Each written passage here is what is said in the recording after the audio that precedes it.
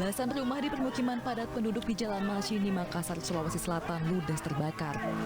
Sulitnya akses menuju lokasi serta banyaknya warga yang berkerumun menghambat petugas pemadam kebakaran mencapai lokasi. Api pertama kali muncul dari salah satu rumah warga yang diduga mengalami arus pendek listrik. Api dengan cepat merambat ke bangunan sekitar. Banyaknya material mudah terbakar membuat kobaran api cepat membesar. Dalam memang yang bagian dalam yang di sekitar pemukiman itu lorong kecil, ditambah lagi ada mobil yang parkir di situ, itu kita harus menunggu untuk dipindahkan dulu. Jadi saya kira kita tetap mencari akses, ternyata ada akses juga yang sebelah utaranya.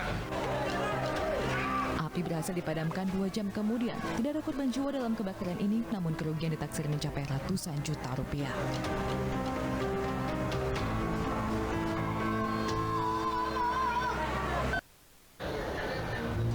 Selamat malam, apa kabar pemirsa? Kebakaran belasan rumah di Makassar, Sulawesi Selatan menjadi pembuka jumpa kita di iNews Prime. Kami juga akan bahas kegaduhan pesta bikini remaja yang merayakan kelulusan sekolah di sebuah rumah mewah di Depok, Jawa Barat. Saya Abraham Silaban, Anda menyaksikan iNews Prime.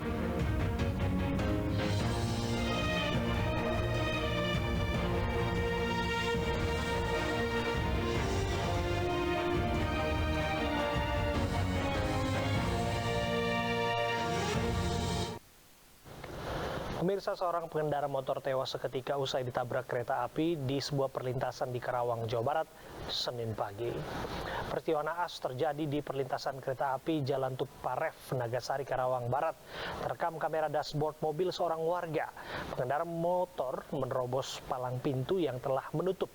Namun belum sampai di seberang, korban langsung terpental disambar kereta dari arah Jakarta. Korban berinisial RD, 50 tahun, tewas di lokasi.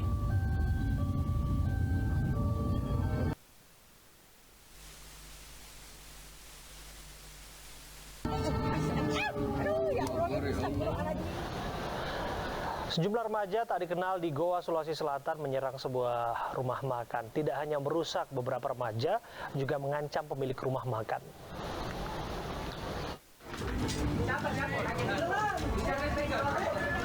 Aksi intimidasi ini dilakukan seorang remaja di sebuah rumah makan di Jalan Basoy Daeng Bunga, Kelurahan Bonto-Bontoa, Kabupaten Goa, Sulawesi Selatan. Dengan senjata tajam, pelaku mengancam pengelola rumah makan. Pelaku sempat mengaku mencari seseorang yang diduga musuhnya. Pertama itu dia tebas dulu ini, baru dia masuk. Alasannya dia masuk itu cari orang. Dia cari orang, terus dia mengancam nih. Dia kayak mau menebas, tapi pas kami majui, saya agak mendekat. Bilang jangan terlalu dekat. Tidak hanya seorang diri, aksi penyerangan terjadi dilakukan belasan remaja menggunakan senjata tajam sambil menumpang sepeda motor. Warga pun sempat mengejar, namun pelaku kabur. Warga berharap polisi segera menangkap pelaku yang meresahkan, karena terjadi penyerangan untuk kedua kalinya sejak Sabtu malam.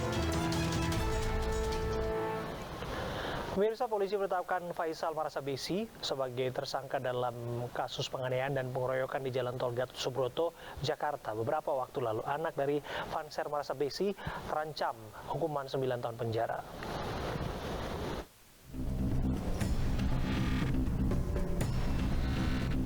Faisal Marasambesi menjadi tersangka dalam kasus penganiayaan dan pengeroyokan Justin Frederick di Jalan Tol Tebet menuju Cawang Sabtu lalu. Kabid Humas Polda Metro Jaya mengatakan motif pelaku menganiaya korban emosi karena mobil serempetan dengan korban.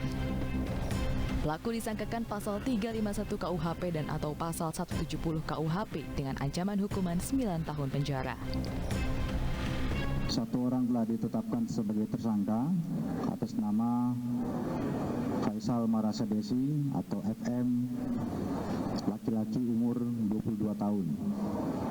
Di mana peran dari tersangka adalah melakukan pemukulan terhadap korban dengan menggunakan tangan kanan yang mengakibatkan korban luka-luka, diantaranya bengkak pada kedua bola mata hingga mengakibatkan kemerahan di bawah kelopak mata.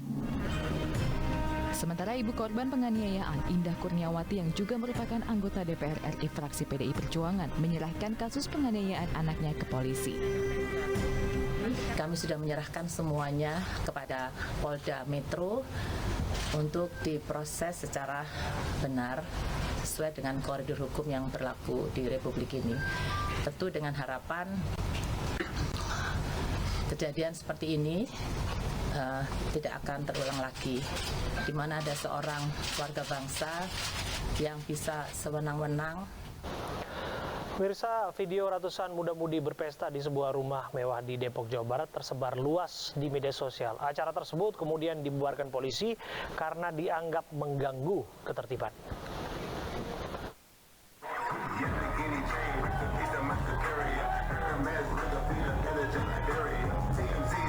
Inilah video saat sebuah pesta digelar di sebuah rumah mewah di kawasan Margonda, Depok, Jawa Barat. Acara ini diselenggarakan pada Sabtu lalu dan dihadiri sekitar 200 muda-mudi. Meski tak ada unsur pidana, acara kemudian dibubarkan petugas dari Polda Metro Jaya dibantu Polres Depok karena tidak berizin. Selain itu, polisi melakukan tes urin dan memeriksa panitia penyelenggara. Hasilnya, tidak ada peredaran narkoba dalam acara tersebut. Polisi juga membantah pesta tersebut sebagai pesta bikini meski terdapat beberapa peserta yang menggunakan pakaian minim.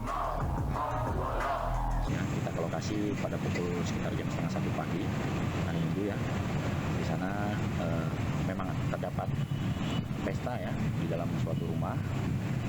Ada minuman keras juga, kemudian memang di situ ada kolam renang juga, beberapa orang sudah nyebur-nyebur di dalam juga. Jadi kemudian kita lakukan pengamanan sementara saat itu. Gimana sih Bang persoalannya Bang? Jadi sebenarnya acara ini tuh saya juga korban, bilangnya tuh buat acara ulang tahun dari kampus Bang. Sebenarnya ya, itu justru apa ya, kena tipu lah saya istilahnya sama anak-anak itu tuh. Kasus kini ditangani Polda Metro Jaya. Sebelumnya di Kota Depok sudah ada kegiatan serupa di kawasan Cinere dan Sawangan, namun berhasil dicegah.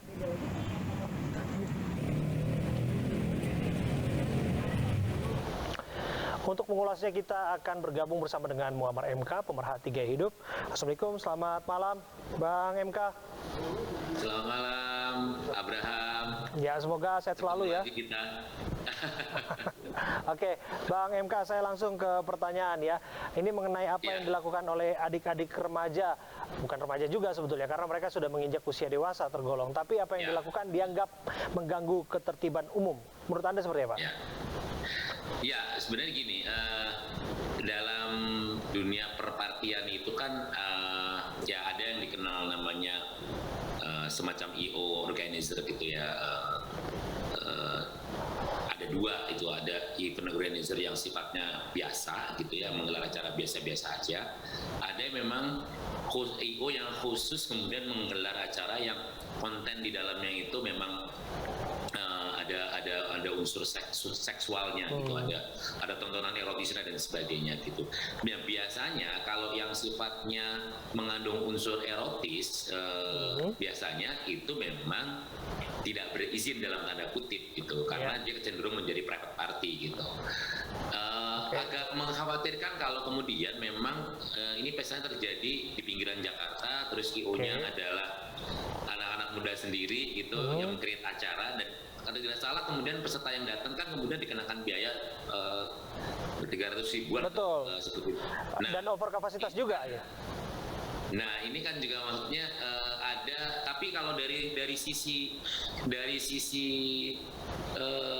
acara gitu ya, ini kayaknya masih baru sih gitu, karena memang kalau saya lihat tadi beberapa cuplikan videonya itu kan acaranya kebagi dalam beberapa tema lah. Ada yang kemudian ada party joget, ada yang kemudian party yang di pinggir kolam renang, ada yang nyebur dan sebagainya gitu. Sebagian besar adalah miras, tidak ada narkoba. Tapi ini menurut saya yang kebetulan ketahuan yang ini gitu. Tapi yang lebih parah dari ini banyaknya minta ampun. Banyak ya. Sampai di sana Bang MK. Umum ya iya, karena memang itu dibikin di perumahan kan gitu. Supaya lebih dalam lagi, karena kan disampaikan oleh polisi tidak ada narkoba, kemudian juga memang ada miras di sana. Bahkan disebutkan ada temuan 10 alat kontrasepsi yang belum digunakan di sana. Jadi dalam bayangan kita sebetulnya pesta ini akan seperti apa dan mengapa harus penting diantisipasi agar tidak terlalu mengganggu? Ini mungkin catatan gini, bahwa tadi ada, kalau nggak salah ada yang ngomong bahwa juga merasa tertipu dan sebagainya gitu. Ini purely karena kebanyakan adalah pesertanya itu anak muda, bahkan ya mungkin ada yang sebagian mungkin juga SMA kayaknya ya, walaupun ada yang kuliah gitu. Oke. Kalau faktor yang harus diwaspadai ya agak susah sih ya, karena ini semua kan umur segitu kan tuh pengawasannya kan pengawasan orang tua kan gitu. Tapi yang paling penting adalah nomor satu itu coba ya gitu, mulai difilter lah gitu. Sekarang pergaulan gitu pergaulannya ada di mana gitu, bergaul sama siapa gitu. Itu yang paling penting, karena begitu tidak tahu kita bergaul sama siapa, ya udah gitu. Kejerumusnya sekarang mungkin tidak ada narkoba kan gitu. Baru minuman keras gitu. Tapi indikasi bahwa itu kan indikasi kalau ada alat kontrasepsi yang kemudian sudah ditemukan, itu kan berarti ada indikasi bahwa mereka berniat melakukan. Sudah ada persiapan lah begitu ya.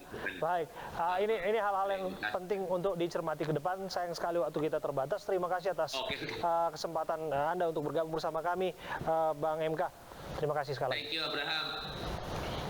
Pemirsa, kita ke informasi lainnya. Gara-gara beda pendapat soal penilaian akhir semester, kepala sekolah di Kupang, Nusa Tenggara Timur aniaya guru. Sementara sebuah SPBU di Jakarta, pembeli bensin ribut gara-gara antreannya disalip pengendara lain. Kami sajikan beritanya dalam berita pilihan hari ini.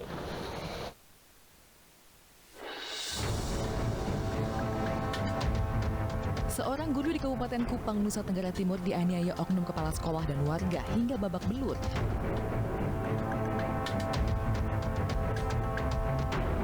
Aksi penganiayaan ini viral setelah warga menyebarkan video penganiayaan di media sosial.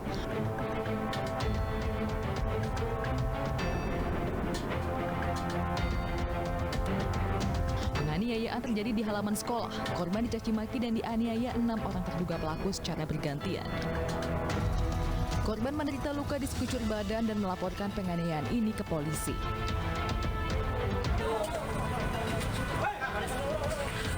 Perkelahian antara mata elang alias debt collector dengan anggota Ormas Kepemudaan terjadi di Purwakarta, Jawa Barat.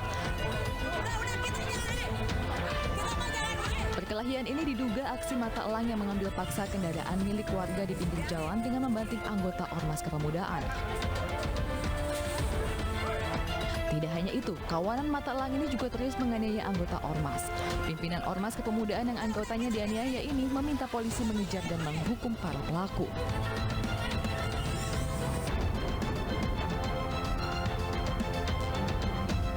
Dua pengendara mobil berkelahi gara-gara antrean isi bensin di SPBU MT Haryono, Jakarta. Keributan terjadi saat mobil berwarna abu-abu tidak terima disalip mobil berwarna biru saat antre.